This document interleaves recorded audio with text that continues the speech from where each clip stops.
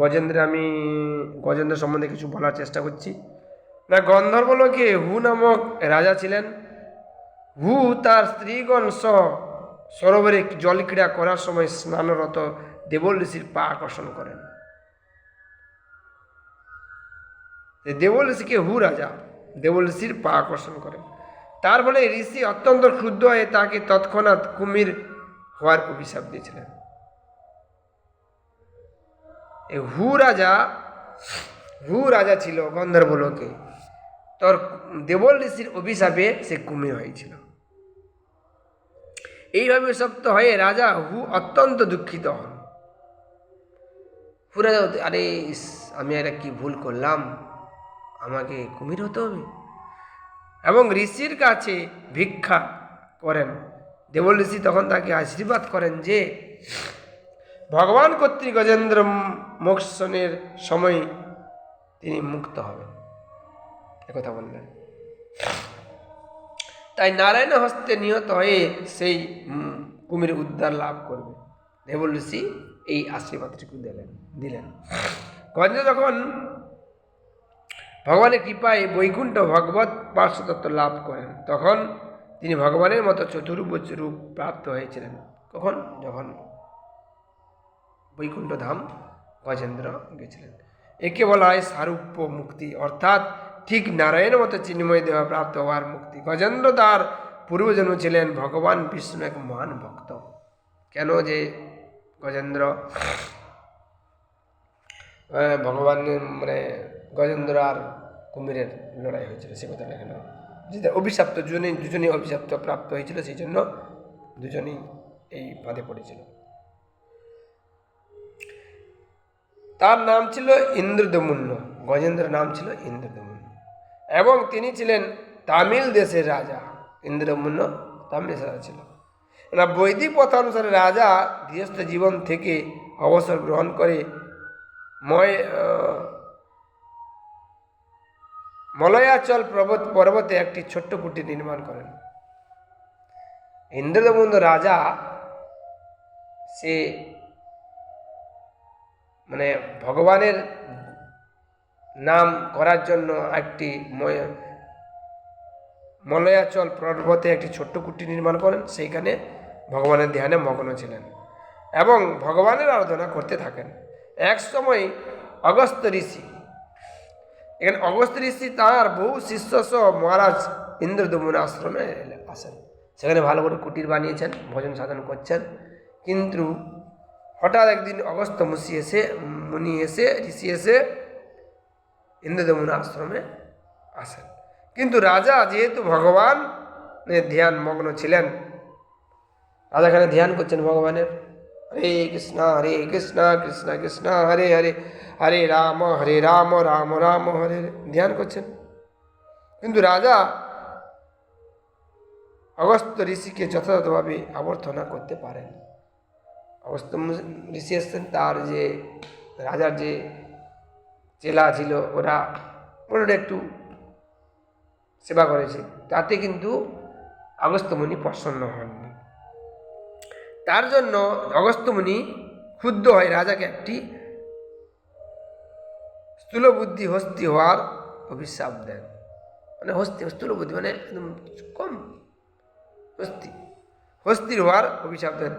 তার সেই অভিশাপের ফলে রাজা তার পূর্বজন্মে ভগবত ভক্তির কথা বিস্মৃত হয়ে একটি হস্তি রূপে জন্মগ্রহণ করে। সেই অভিশাপের ফলে রাজা পূর্বজন্মের যে কথা সব স্মৃতি হারিয়ে ফেলে এবং একটি হস্তি রূপে জন্মগ্রহণ। কিন্তু তার পূর্বজন্মে ভগবত ভক্তির কথা স্মরণ করেছিলেন। যখন এই কুমির ধরেছিল গজেন্দ্রকে, তখন তিনি কিন্তু পূর্বে জন্মের কথা তিনি স্মরণ করতে পেরেছিলেন। কিন্তু হস্তি জন্মে তিনি যখন কুমিরের দ্বারা ভয়ঙ্করভাবে আক্রান্ত হন, তখন তিনি পূর্বে জন্মে ভগবতীর কথা স্মরণ করেছিলেন। পূর্বে জন্মে যে যেমনি ভগবানের আরাধনা করতেন, রাজা নিষ্ঠাপরের রাজা ছিলেন, জানেন যে ভগবানের আরাধনা করতে হয় বা করেছিলেন, সেই কথাটা তিনি স্মরণ তখন পড়ে গেছে। কুমিরের দ্বারা আক্রান্ত হওয়ার সময়, তখন তিনি তার পূর্বজন্মের ভগবতীর কথা স্মরণ করেছিলেন এবং সেই জীবনে তিনি যে স্রোত শিখেছিলেন, ভগবানের স্তুতি শিখেছিলেন, তা তার স্মৃতিপথে উদিত হয়েছিল। তার ফলে তিনি তৎক্ষণাৎ উদ্ধার লাভ করেছিলেন। এই সারূপ্য মুক্তি লাভ করে ভগবানের পার্শ্বদত্ত প্রাপ্ত হয়েছিলেন। এখানে সুখদেব গোস্বামী গজেন্দ্রের সৌভাগ্য বর্ণনা করে এই অধ্যায় শেষ করেছেন। ছিল সুখদেব গোস্বামী বলেছেন, গজেন্দ্র মোক্ষণের এই বৃত্তান্ত শ্রবণ করার ফলে জীব ভববন্ধন থেকে মুক্ত হতে পারেন। মানে গজেন্দ্র একজন রাজা ছিল, ইন্দ্রদম্ন রাজা। একজন রাজা হয়ে ঋষির অভিশাপে, কে ঋষি? অগস্ত্য মুনির। অগস্ত্য ঋষির অভিশাপে সে হস্তি হয়েছিল। সেই হস্তি আবার কার সঙ্গে যুদ্ধে লেগেছিল না, জল ক্রীড়া করার সময় হাতি তার গজেন্দ্র তার স্ত্রী পুত্র নিয়ে সবাইকে নিয়ে মা আচ্ছা আছে তোমার কি পর্বত, সেই পর্বতে শিখরে আচ্ছা সরোবর ছিল, সেই সরোবরে স্বর্গ উদ্যানে সেই সরোবরে তারা চান করছিল, একে অপরকে জল ছুঁড়ছিল।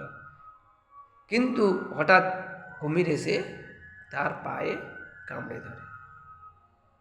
এরকম কুমির আর গজেন্দ্র যুদ্ধ হাজার বছর 1000 বছর যুদ্ধ প্রায় লেগেছিল, কিন্তু কুমির কোনো মতে ছাড়ছে না। কিন্তু গজেন্দ্র তার যত সঙ্গী সাথী স্ত্রী পুত্র সবাই এসে তাকে টানাটানি করে, কিন্তু তবুও ছাড়তে পারেনি কুমিরের হাত থেকে।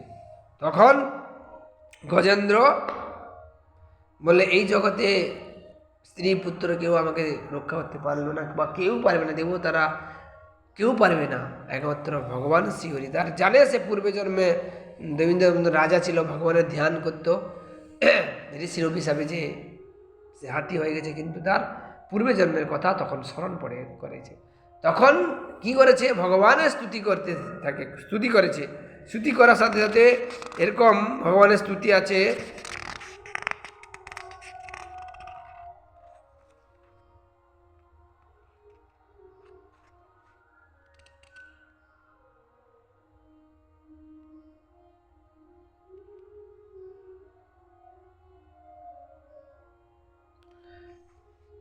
তেত্রিশটা শ্লোক আছে, গজেন্দ্র স্তব করেছেন 33টা। এরকম যে ভগবানকে বলছেন, হে প্রভু, হে দয়াময়, আমি মরণাপন্ন হয়ে পড়ে আছি, আপনি এসে আমাকে উদ্ধার করুন। তখনই কী করেছেন, ভগবান আসতে দেখে গরুর পিঠে চড়ে আসতেন, গরুকে ছেড়ে ভগবান লাফিয়ে চলে এসছেন। আর তখনই কুমির কী করল, সুঁড়ে থেকে একটা পদ্ম ফুল টেনে এনে ভগবানকে দিতে থাকল। হে দয়াময় শ্রীহরি, আপনি ছাড়া আমার কেউ উদ্ধার করার কারোর ক্ষমতা নই, আপনি একমাত্র পারেন এই ভববন্ধন থেকে আমাকে দূর করার। সেই ভববন্ধন আমাদেরকে লেগেছে, সেই রোগ আমাদেরকে লেগেছে। আমরা কি করে উদ্ধার হব, বা কি করে উদ্ধার পাবো এই জড়জগৎ থেকে, এই ভববন্ধন থেকে?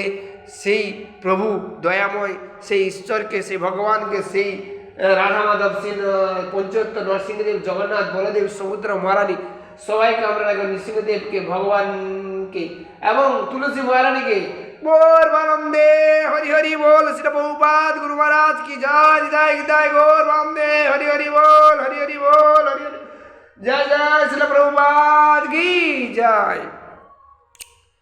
এরকম পূর্ণ সিলিন্ডার হতে হলে আমাদেরকে কিন্তু আমরা পারব। শ্রী প্রভুপাদ গুরু মহারাজ কি জয়। নিতাই গৌর বন্দে হরি হরি बोल। वंचा कल्पतरुभ्यश्च कृपा सिंधु भयवच पतितानां पावनेभ्यो वैष्णवो नमो नमो। वैष्णव की जय।